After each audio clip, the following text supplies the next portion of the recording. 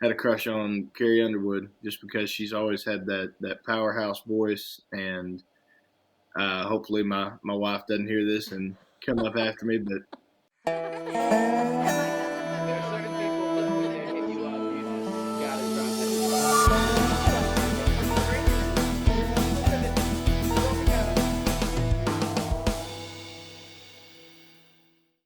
This is Up and Country on 93.7 The Bull. It's powered by V Livecast. I'm your host, Sue Bonzel. Let's get this show started. He survived a head-on collision and just got a call from Tim McGraw. I am so excited to introduce you guys to Brandon Davis. Hey, Brandon. how's it going? I'm great. So I understand you've had an interesting week or so. You got a phone call from Tim McGraw. Tell me about that. Well, number one, I got a phone call from Tim McGraw, so Right, that's how we lead off with this. It's one of those moments that you don't even dream about, and yet somehow it's a reality. So, uh, really and truly, I had no idea what was going on. I just knew I was supposed to get a very important phone call, and I waited all day until the time slot where I was supposed to make sure, no matter what, I was available to answer this phone. And when I picked it up, none other than the man himself, Tim McGraw, is on the other end of the Oh line. And my God. this is the shocking moment in itself. You're talking to Tim McGraw, so you're kind of floored. I'm speechless, sweating a little bit, and have no idea what to say. And the next thing you know, he asked if I want to go on tour with him. Wow. And it's a moment that I'm never, ever going to forget. So I'm going to assume this is probably the biggest tour that you're going to be going on. Yet. Yes, ma'am. So far. Yes, ma'am.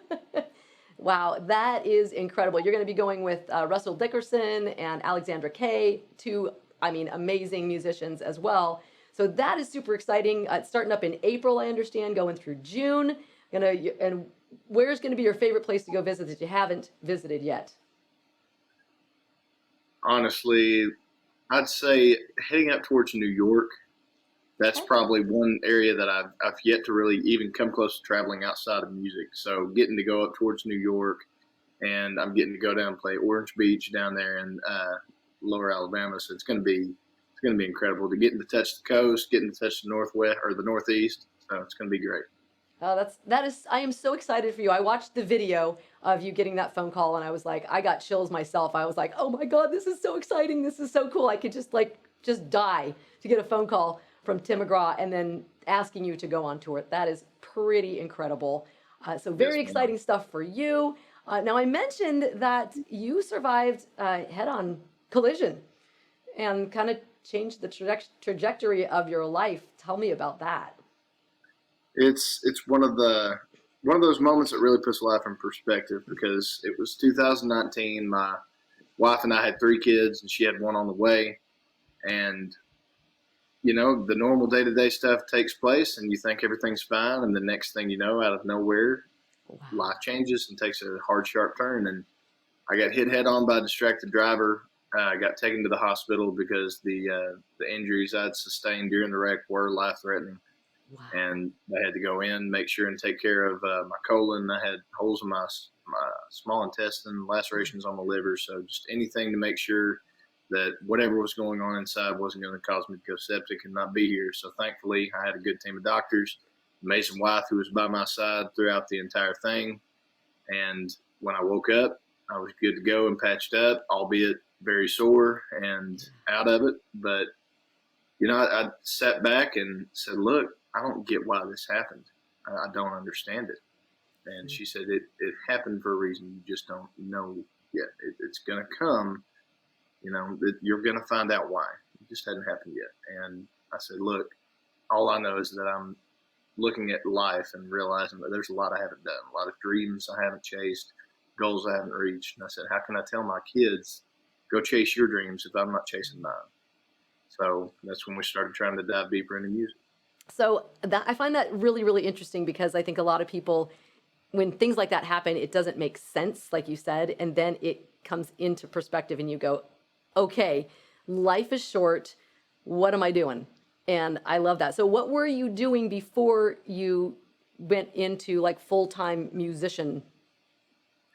I was a design engineer for fire sprinklers. So Okay. any sprinklers you see inside the building, that was what I was doing. I was doing 3D modeling and a lot of project management in that way. And that music was my big hobby that I had going everywhere from, early in the morning riding in the truck to work, write a song around then, same thing on the way home from work. That was my time slot of being alone where I could really get creative. Then you get home and, it's normal day to day, but when music picked up, even though the 9 to 5 was still there, it was okay, let's go to work, let's come home, let's have family time, and then go to work. And gears really switched, but the goal was to make music full time. And thankfully, all this hard work's paid off because that's exactly what we're doing. That is, and it happened fast for you. So you mentioned your wife Destiny. And so she was the one.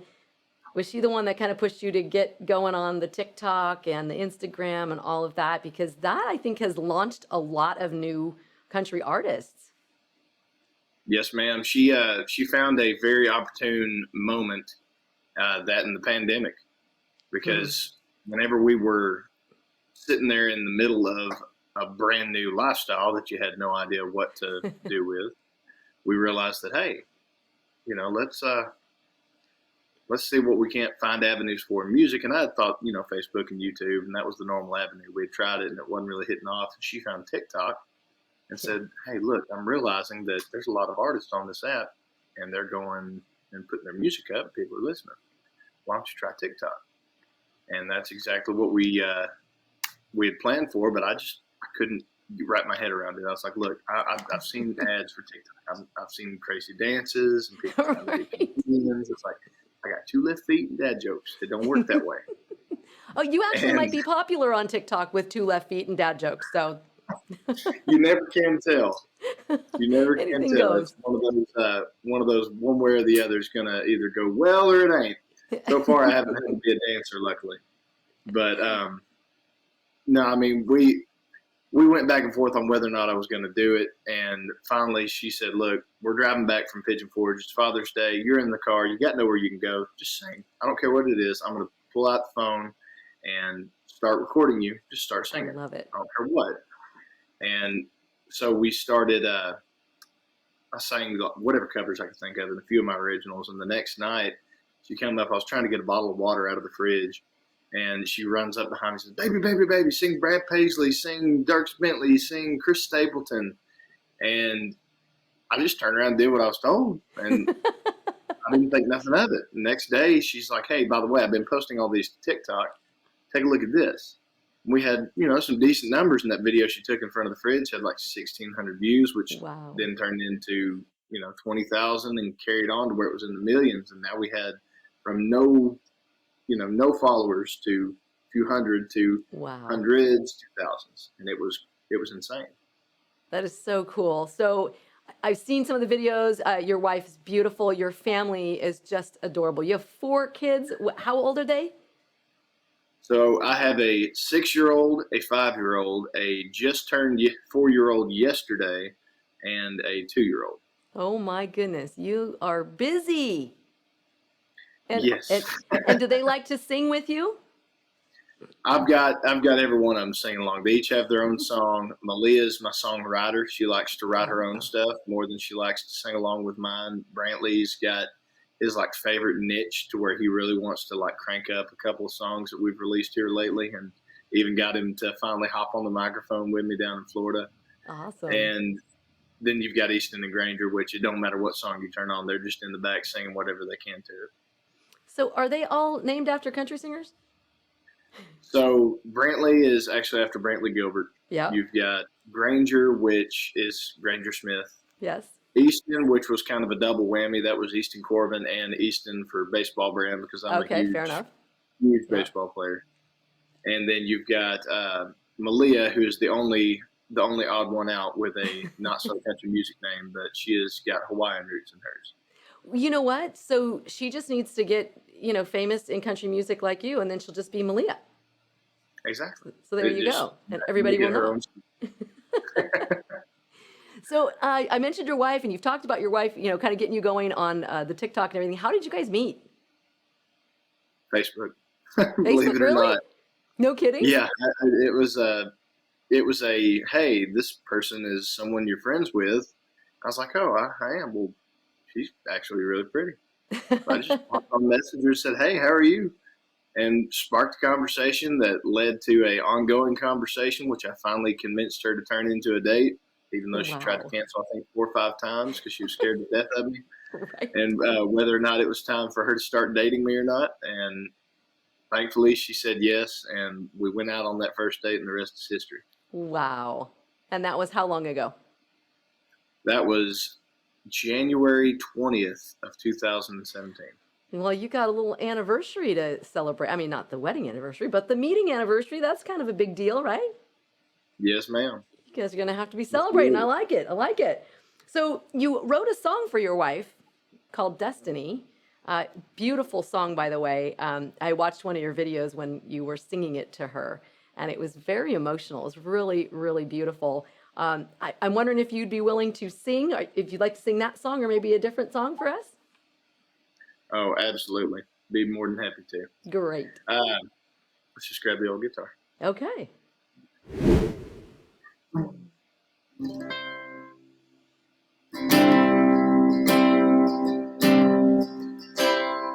Pull up a chair, let me tell you how it went. Cause a guy like me, a girl like her, just don't make sense. Was an overgrown kid, she had 2 of her own. Had to be a dad, become a man. Next thing I know, another kid on the way, and a wedding right after. Sounds about like a lifetime, but it's just the first chapter. Destiny sure got a hold of my heart. Yeah, like it's meant to be. You might say it was written in the stars. This unpredictable love made this beautiful life.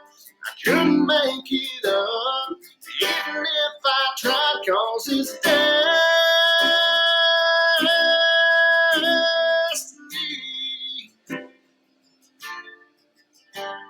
Next page took a turn down the wrong place in town. He was 60 miles fast running through a red light. The morning sky faded right on the black. Woke up staring at the ceiling. Good Lord had my back. They pulled back that curtain. All that I seen was my heaven sent angel. I sure do believe. Destiny sure got a hold of my heart. Yeah, like it's meant to be. You might say it's written in the stars. This unpredictable love made this beautiful life. I couldn't make it up, even if I tried, cause it's destiny.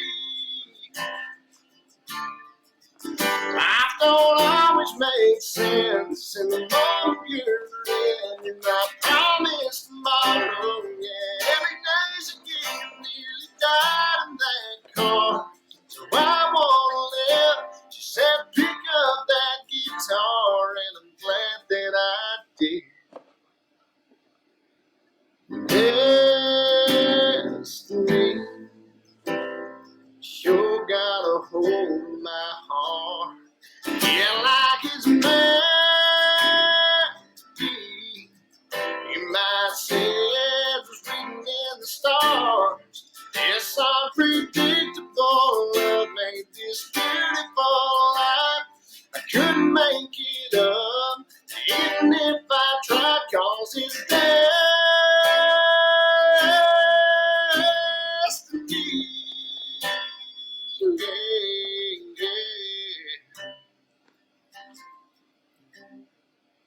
Ah, I love that song. Thank you so much for playing it. That is so, that there's so much heart in that song, and I could see why that would make her cry in a good way. Thank you In a so good much. way. That is awesome. So, okay, we've talked.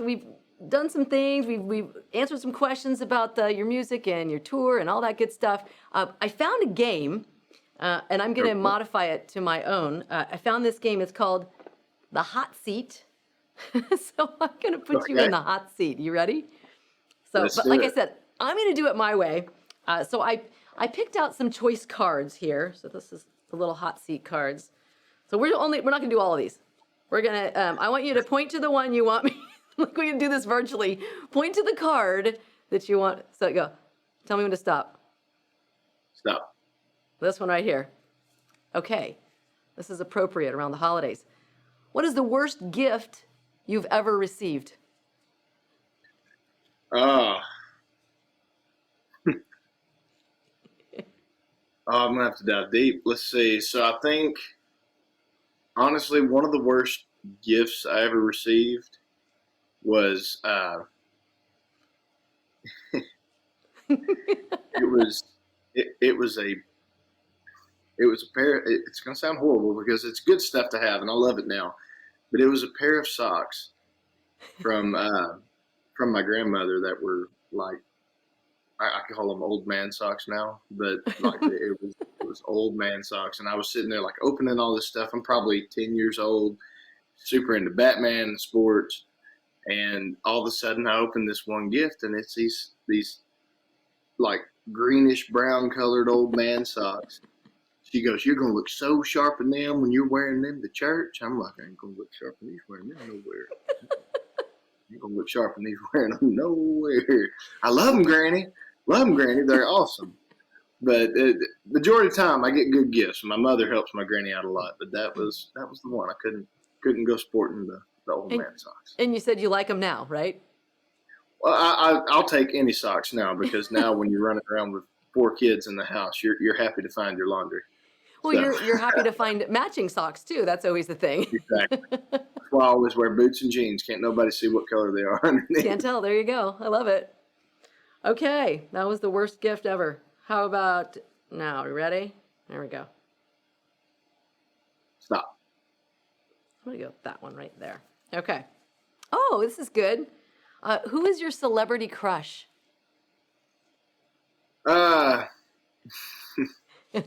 Celebrity crush. Believe it or not, it's I've always had a crush on Carrie Underwood, just because she's always had that powerhouse voice, and hopefully my wife doesn't hear this and come up after me, but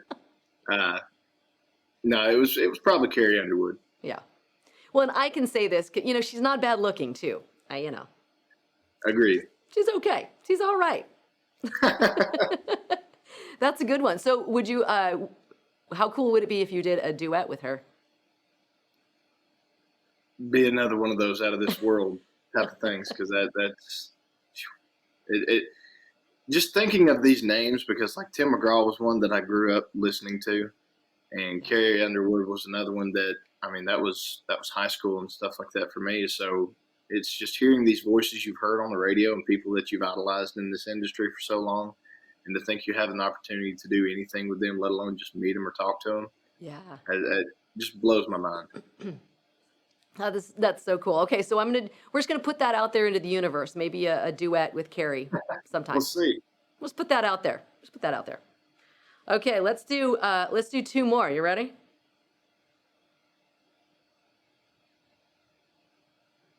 Stop. Okay. Okay, what is the most dangerous thing you've ever done? Like on purpose, not getting into a head-on collision. Dangerous thing I've ever done on purpose? Oh, Lord. Probably when we decided to be stuntmen in the front yard out at my parents' house growing up. We set up a ramp going downhill over a ledge in the front yard that was made out of old spare tires, a very unstable piece of plywood, some 2x4s, and some old storage containers. And I'm not going to allude to how tall this ramp was, but it was tall enough that we should have been smart enough not to use it. And the fact that we didn't come out with any broken bones after trying to use it is a blessing. So that's probably one of the most dangerous things I've done. So you bicycles, skateboards, both? Yeah, it was bicycles, and Bicycles. not a very smart choice to have done it with a bicycle. Well, I'm glad you're okay. Do you have brothers and sisters that you were doing this with? I have a younger brother, and I also had cousins that lived nearby. So that was the summer was filled with whatever we could make our time pass by with, especially when it came to being outside. A little mischief. That's what you do with your siblings and your cousins, that's for sure. Okay, here we go. One last question. That one I'll hit you quick. This one? Or this Yes, one? ma'am. This one right here. Okay. Let's do it. Okay. Oh, this is good too. What advice would you give to your younger self? To my younger self, probably the moments where I feel like I had to like be hard on myself for things that I couldn't necessarily control, or things that I was, doubtful of myself for, just to understand that there's nothing you can do but your best. And as long as you did that, then you're doing fine. Because I was always one to really be like a big self critic, Mm. and still to this day am a self critic majorly. But that's one big thing that I would like to instill in somebody young in life, period, let alone my younger self, to be able to tell me now, hey, just follow your gut, do your best, and you got this. I think that's great advice for anybody. Yeah, absolutely. So for any new up and coming country artists maybe behind you, what would you say to them? What kind of advice would you give them? Honestly, it's just following your heart, Yeah. because that's the one question we get asked a lot is like, how do you make it in this industry? How do you get viral on social media, or how, different things. And there's no real way to say, hey, you do this, this, and this, click this button, and open this app, and that's what's going to happen. You're gonna take off. But the fact is, we just try to show everybody life here, and it's life with the music that we share. It's the stories that we write into that music, and we just put our heart into it and share that with as many people as possible. And luckily, we've had a lot of people that have come up and said, hey, we love what you're sharing, we love what we're hearing, we appreciate it. And if it weren't for those people that were listening, I wouldn't have nobody to play songs to. So just follow your heart, be yourself.